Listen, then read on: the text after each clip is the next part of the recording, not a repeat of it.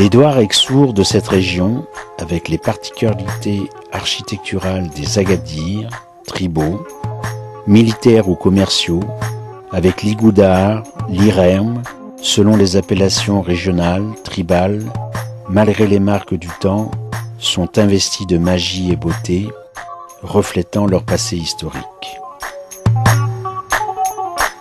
Ils sont l'image et le reflet de hauts lieux du patrimoine bâti national, au même titre que les nombreux documents rupestres qui parsèment toute cette région et qui, remontant à des milliers d'années, permettent de reconstituer l'histoire. Ils sont autant de vestiges et d'indices de l'existence humaine dans ces régions, si particulières, où couleur, immensité invitent à s'interroger.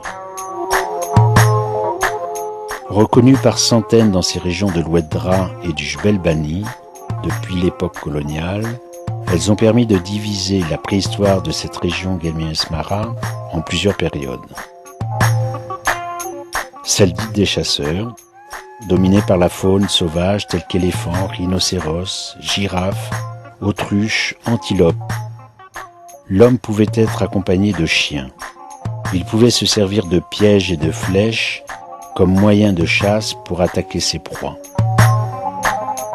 Diverses interprétations de ces gravures rupestres laissent à penser que certains signes pourraient être apparentés aussi bien comme des pièges que comme symboles ayant un aspect religieux et spirituel. Pour la majorité des chercheurs, la datation de cette période s'étalerait entre 9000 et 5000 années avant notre ère.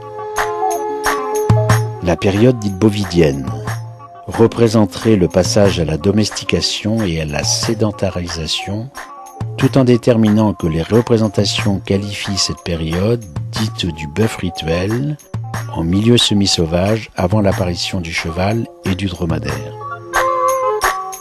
La période des chars, les implantations et définitions laissent à penser qu'il pourrait s'agir aussi bien de signalisation de circuits que fléchage de passage et représenterait en cela le début des marquages des parcours qui seront utilisés plus tard avec chameaux et dromadaires après l'arrivée des Arabes à partir du 7e siècle avant Jésus-Christ. La période chevaline, bien que rare dans le sud marocain, les gravures chevalines sont présentes à Tazzardine et témoignent de l'utilisation du cheval pour tirer charge et char et ensuite être utilisé par les cavaliers. Le cheval serait apparu dans le sud marocain au cours du 1er millénaire avant Jésus-Christ. Puis la période libyco-berbère.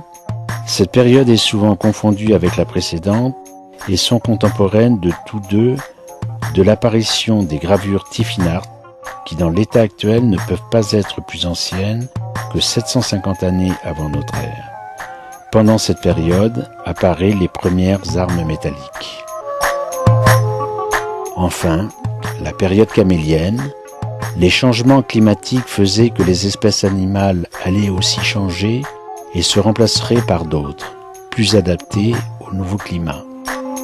C'est alors dans ces conditions qu'est apparu le chameau dès les derniers siècles avant Jésus-Christ, quelques exemples de représentation dans la région de Tata. Région agrémentée de nombreux sites urbanistiques et rupestres au sein des immensités des paysages, où ça et là apparaissent les oasis. Elle est particulièrement identifiable par la variété naturelle et les couleurs si particulières qui la constituent.